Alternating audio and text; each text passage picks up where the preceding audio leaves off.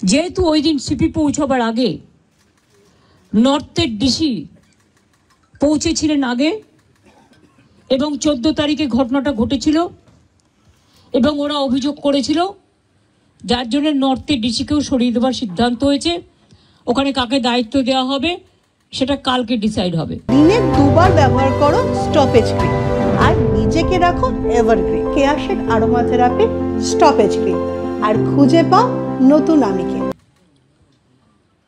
এছাড়াও safety, security, হসপিটালের development, infrastructure গুরুত্ব দিয়ে দেখা হবে এবং এক্ষেত্রে টাইম টু টাইম যদি কোনো প্রবলেম অ্যারাইজ করে চিফ সেক্রেটারির আন্ডারে একটি কমিটি বানিয়ে দেওয়া হয়েছে, যেখানে চিফ সেক্রেটারি নিজে দায়িত্ব নিয়ে ওরা যদি কথা বলতে চায়, chief secretary, home secretary, DG CP থাকবেন, তারা তাদের বক্তব্য জানাতেই পারেন। এইসব নানা রকম কথাবার্তা চলার পর আমরা, যেহেতু ডিটেলসটা আপনারা মেলেই পেয়ে যাবেন, আমি এটা বলি মিটিংটা পজিটিভ হয়েছে বলে আমি মনে করি। ওরাও নিশ্চয়ই মনে করে, তারাই বা সাইন করবে কেন আর আমাদের চিফ সেক্রেটারি বা সাইন করবে কেন? আমরা বরঞ্চ ওদের দাবি একটু বেশি মেনেছি, তার কারণ ওরা ছোট বলে। এবং আমি লাস্ট যেটা বলেছি যে তোমাদের কাছে আমার আবেদন থাকবে যে তোমরা, আমি জানি তোমরা বলবে আমরা ফিরে গিয়ে জীবিতে আলোচনা করব, সেটা হতেই পারে। তোমাদের মধ্যে অনেকগুলো গ্রুপ আছে, অনেকগুলো মেডিকেল কলেজ আছে, হসপিটাল আছে, ঠিক আছে, তোমরা ফিরে গিয়ে আলোচনা করো, কিন্তু যেটা এখানে মিনিটসে সাইন করেছি আমরা দুপক্ষ, এরপর তোমরা কাজে যোগদান করো মানুষের স্বার্থে। চারিদিকে বন্যা হচ্ছে, আমার কাছে খবর আছে হুগলিতে খানাকুলে 35 জন মানুষ ট্র্যাপড হয়ে আছে। তাদের আগে বেরোতে বলা হয়েছিল, তারা বেরোতে পারেনি, কিন্তু জল হঠাৎ করে ছেড়ে দিয়েছে ডিবিসি, পাঞ্চেত এবং তেনুঘাট। মিটিং শেষ হওয়ার পরেও আমি হেমন্ত সোরেনের সাথে 3 বার কথা বলেছি, তাকে আমি বারবার রিকোয়েস্ট করেছি, কিন্তু আমি জানি না তারা কি করবে, কারণ ইতিমধ্যে যা জল ছেড়েছেন তাতে বীরভূম, বর্ধমান, বাঁকুড়া, হাওড়া, হুগলি, নর্থ 24 পরগনা, সাউথ 24 পরগনা অনেকটাই এফেক্টেড হয়েছে। হাওড়া, আমি নিজে যে বাড়ি আদিগঙ্গার সামনে থাকি, আমি দেখতে গিয়েছিলাম কি অবস্থা জলের। আমি এতটা জল আসতে কোনোদিনও দেখিনি, কারণ আমাদের গোলাটা হচ্ছে সবচেয়ে উঁচু, আমাদের এই জায়গাটা।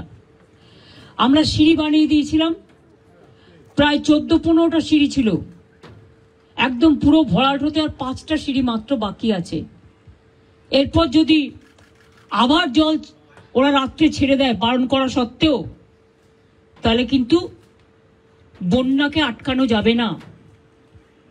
ওরা বলছে তাহলে আমাদের এখানে বন্যা হবে। আমরা তোমাদের এখানে বন্যা হবে বলে তুমি আর একটা রাজ্যকে তো ভাসাতে পারো না। আমাদের না জানিয়েই সকালে প্রায় 80-90 হাজার কিউসেক ওয়াটার ছেড়ে দিয়েছে, ফলে একেতে 3-4 দিন কন্টিনিউয়াস বৃষ্টি। এমনিতেই গঙ্গাগুলো, আমাদের নদীগুলো ওভারফ্লো, ড্যামগুলো ওভারফ্লো ছিল, তার মধ্যে এই জলে আস্তে আস্তে কাল সকালে বিকেলে পৌঁছবে।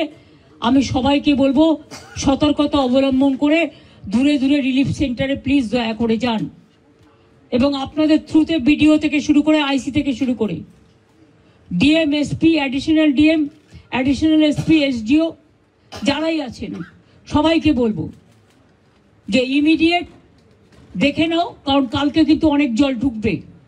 এই জলের ওপর যদি আবার জল আসে, আমার এমনিতেই চিন্তা আছে 35 জনকে কি করে উদ্ধার করব আমরা।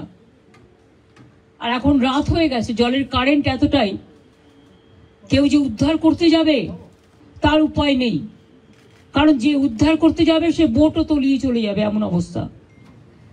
তো ওখানে আমরা এনডিআরএফ টিম পাঠাচ্ছি সকালে, এবং এসডিআরএফ টিমটাও আমরা পাঠাচ্ছি সাউথ 24 পরগনায়।